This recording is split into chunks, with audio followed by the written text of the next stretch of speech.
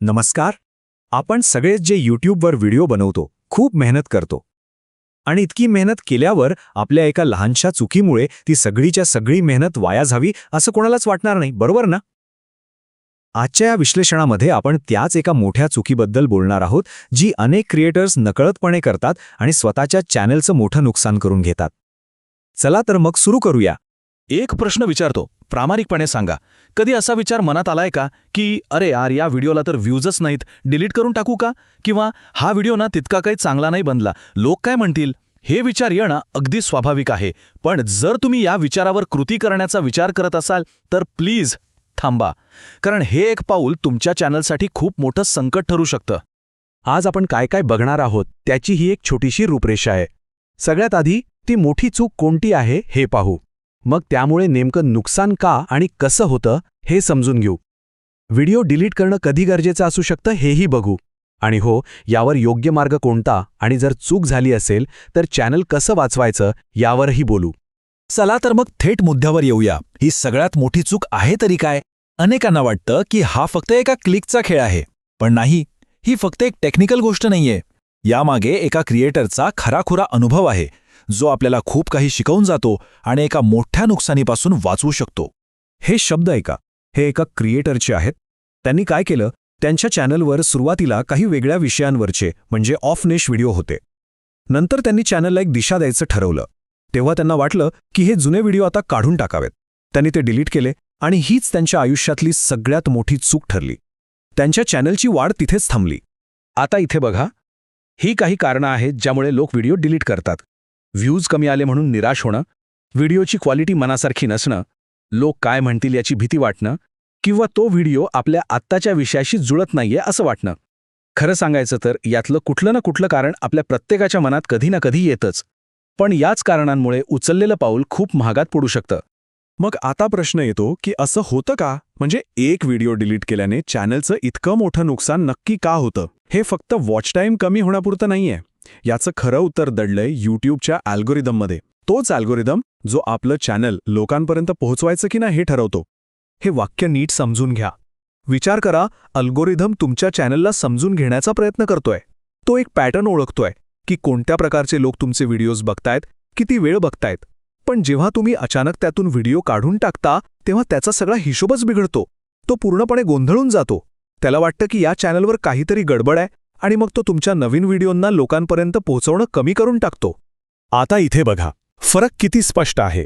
डावीकडे आहे एक हेल्दी चॅनल जिथे अल्गोरिदमला पॉझिटिव्ह सिग्नल जातात, वॉच टाईम वाढत राहतो आणि चॅनल ग्रो होतं. पण उजवीकडे बघा, जिथे व्हिडिओ डिलीट केले जातात तिथे अल्गोरिदमला निगेटिव्ह सिग्नल जातात. कमावलेला वॉच टाईम कायमचा जातो आणि चॅनलची वाढ एकतर थांबते किंवा उलट्या दिशेने जायला लागते. थोडक्यात सांगायचं तर याचे 4 मोठे परिणाम होतात. 1. डिलीट केलेल्या व्हिडिओंचा सगळा वॉच टाईम कायमचा वजा होतो. 2. यूट्यूबला निगेटिव्ह सिग्नल जातो की चॅनल स्थिर नाहीये. 3. यामुळे यूट्यूब तुमचे नवीन व्हिडिओ लोकांपर्यंत पोहोचवणं थांबवतं, म्हणजे तुमचा रीच कमी होतो. आणि 4, जे सगळ्यात भयंकर आहे, चॅनल हळूहळू डेड होऊ शकतं, म्हणजे त्यावरची सगळी हालचाल थांबू शकते. आता तुम्ही म्हणाल की मग व्हिडिओ कधीच डिलीट करायचा नाही का? तसं नाही. एक अशी विशिष्ट आणि गंभीर परिस्थिती आहे जिथे व्हिडिओ डिलीट करणं हेच योग्य ठरतं. चला बघूया तो अपवाद नेमका कोणता आहे. फक्त आणि फक्त एकाच परिस्थितीत व्हिडिओ डिलीट करावा. जर तुमच्या एखाद्या व्हिडिओमुळे तुमच्या चॅनलवर कॉपीराईट स्ट्राईक किंवा कम्युनिटी गाईडलाईन स्ट्राईक येण्याची शक्यता असेल तर तो व्हिडिओ डिलीट केलेलाच बरा. का?